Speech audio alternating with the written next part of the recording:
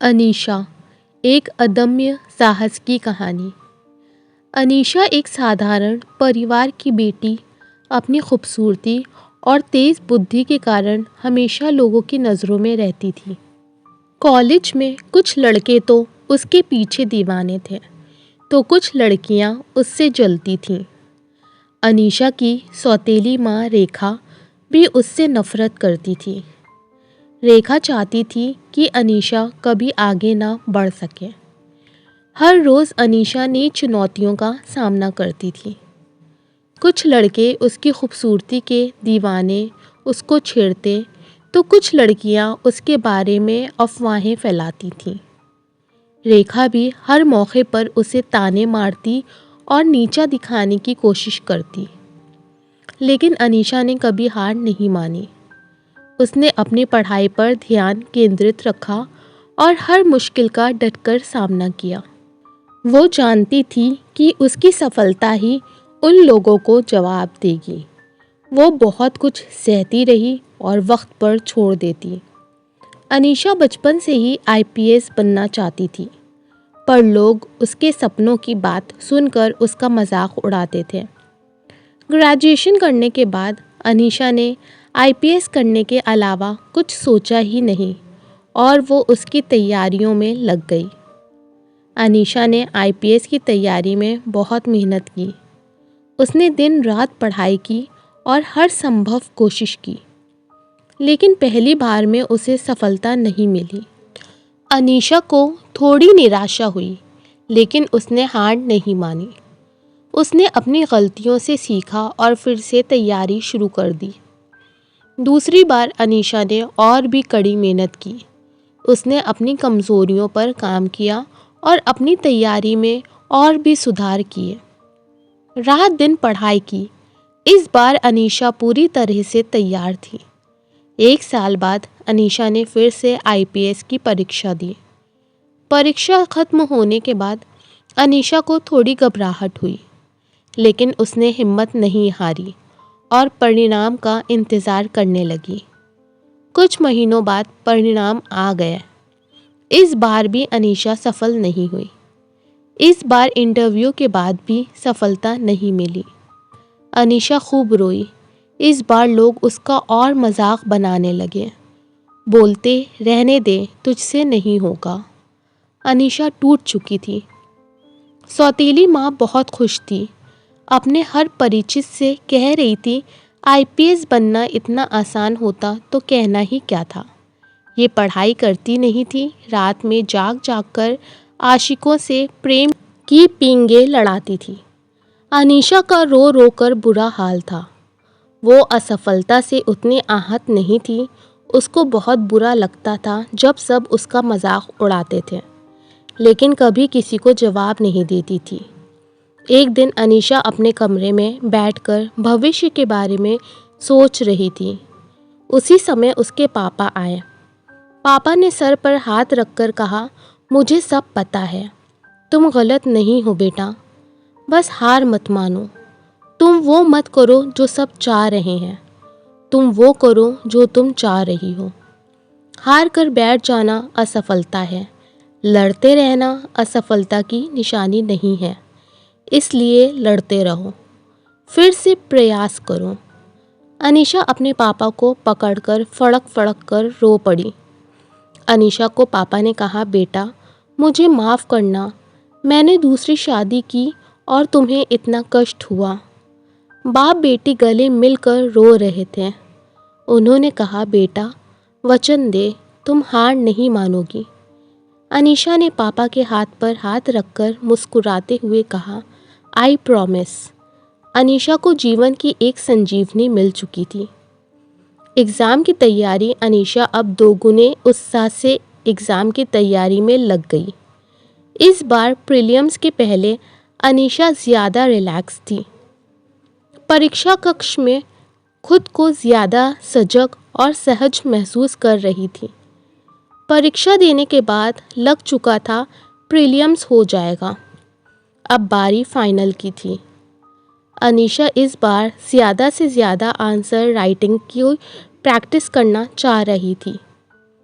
काफ़ी answer writing की practice के बाद अब अनीशा ज़्यादा कॉन्फिडेंट थी। प्रीलिम्स का रिज़ल्ट आ गया। रिज़ल्ट अनुकूल हुआ। अब फाइनल की बारी थी। अनीशा इस बार कोई चूक नहीं चाह रही थी। फाइनल वो दिन आ गया और अब पेपर शुरू हो गए और फिर अनीशा का पेपर ख़त्म हुआ। अनीशा का फाइनल ख़त्म हो चुका था। वो अब इंटरव्यू की ज़्यादा से ज़्यादा प्रैक्टिस करना चाहती थी। पिछली बार यहीं वो चूक गई थी। महीना गुजर चुका था। एक दिन 12 बजे के करीब अनीशा के पापा को दिल का दौरा पड़ा। घर में कोहराम मचा था। अनीशा एम्बुलेंस के लिए हॉस्पिटल में फ़ोन कर रही थी। उसी समय उसकी बेस्ट फ्रेंड गरिमा का कॉल आया। वो भी आईपीएस की तैयारी कर रही थी। अनीशा अनमने ढंग से फ़ोन उठाती है तो अनीशा ने कहा, बाद में बात करती हूँ। उसने पूछा, क्या हुआ? अनीशा ने कहा, पापा की तबीयत बहुत ख़राब है, हॉस्पिटल लेके जा रही हूँ। गरिमा ने कहा, मैं भी आती हूँ। अनीशा अपने पापा को मेट्रो हॉस्पिटल लेकर गई। डॉक्टर ने देखते ही कहा, इन्हें हार्ट अटैक हुआ है, इमरजेंसी में एडमिट करना होगा। अनीशा की आंखों के सामने अंधेरा छा गया। इतना पैसा कहाँ से आएगा? अनीशा के फ़ोन की घंटी फिर बजी। इस बार गरिमा फिर से फ़ोन कर रही थी। अनीशा झल्लाने वाली थी कि बार बार कॉल क्यों कर रही हो। तभी दूसरे साइड से गरिमा ने कहा, रुक, मैंने तुम्हें देख लिया, मैं भी हॉस्पिटल आ गई हूँ। गरिमा को अनीशा की फाइनेंशियल कंडीशन पता थी।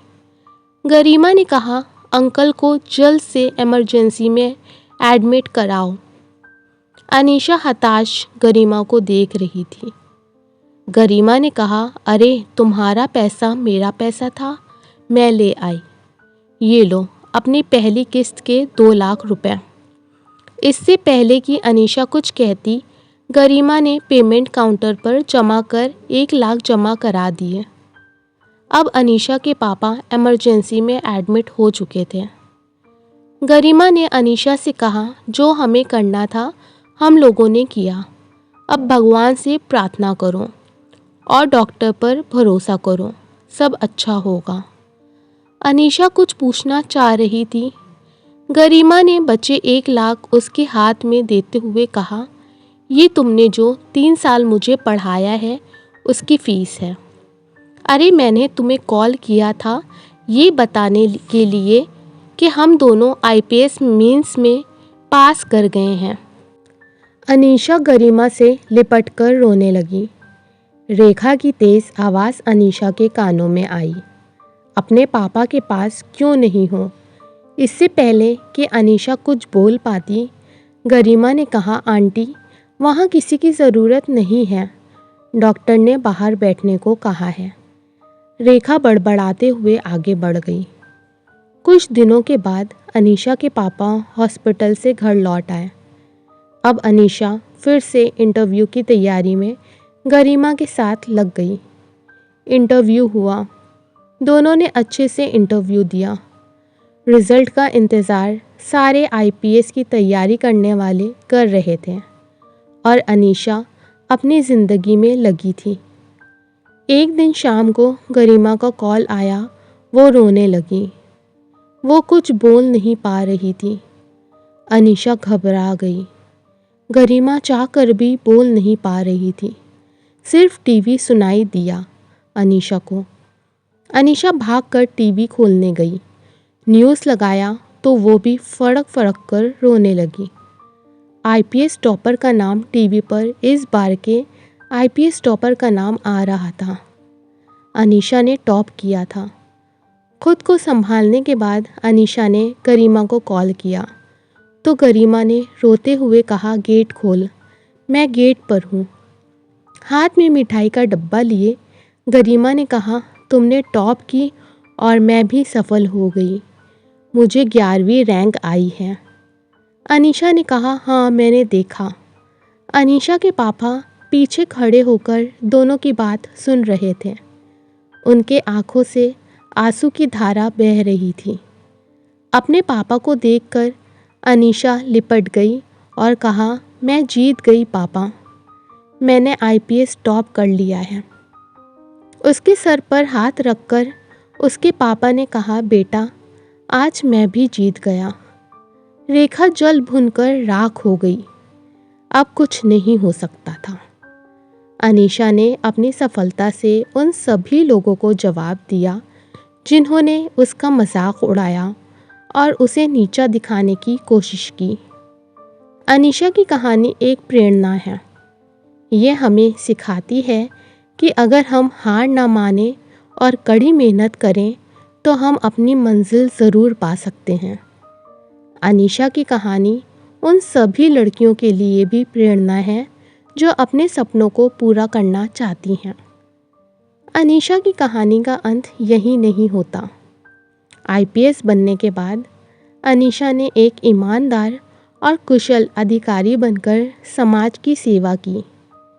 उसने कई महत्वपूर्ण पदों पर काम किया और गरीबों और वंचितों के उत्थान के लिए काम किया। अनीशा एक प्रेरणादायक व्यक्तित्व बन गईं और उन्होंने लाखों लोगों को प्रेरित किया। इस कहानी से सीख क्या मिलती है? अगर कोई चीज़ हासिल करने के लिए मेहनत की जाए तो वो बेकार नहीं जाती है। मेहनत का फल हमेशा ही मीठा होता है।